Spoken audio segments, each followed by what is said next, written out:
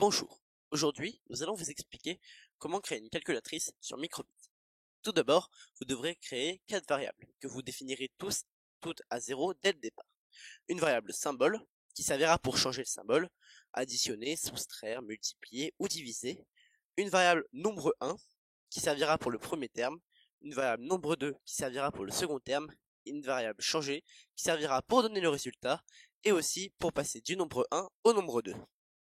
Le bouton A sert à modifier le nombre 1 et le nombre 2. Donc lorsque changer est égal à 0, c'est-à-dire dès le départ, le nombre 1 sera modifié de 1, c'est-à-dire 1, 2, 3, 4. Mais lorsque la variable changée sera égale à 1, ce sera le nombre 2 qui se modifiera de 1. Lorsque le bouton A plus B sera pressé, la variable symbole se modifiera de 1.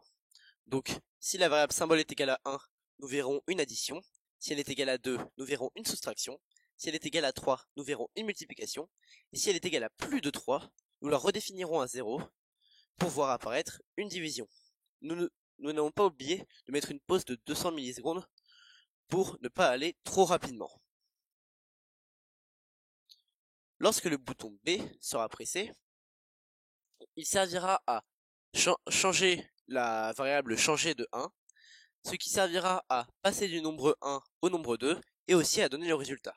Donc lorsque la variable changée sera égale à 2, c'est-à-dire quand vous voudrez votre résultat, alors si le symbole est égal à 0, nous aurons nombre 1 divisé par nombre 2. Si symbole est égal à 1, nous aurons nombre 1 plus nombre 2. Si symbole est égal à 2, nous aurons nombre 1 moins nombre 2. Et si symbole est égal à 3, nous aurons nombre 1 multiplié par nombre 2. Il faut bien faire attention à coordonner vos opérations. Là, c'est un plus lorsque symbole est égal à 1. Il faut bien faire attention à ce qu'ici, le symbole qui soit égal à 1 fasse un plus, et non pas une division ou une soustraction ou même une multiplication. Pour redémarrer votre programme, ensuite, vous prenez une autre entrée, secouez, ou ce que vous voulez, et vous redéfinirez toutes les valeurs à 0. Nous allons maintenant essayer le programme. 1, 2, 5, divisé par 3.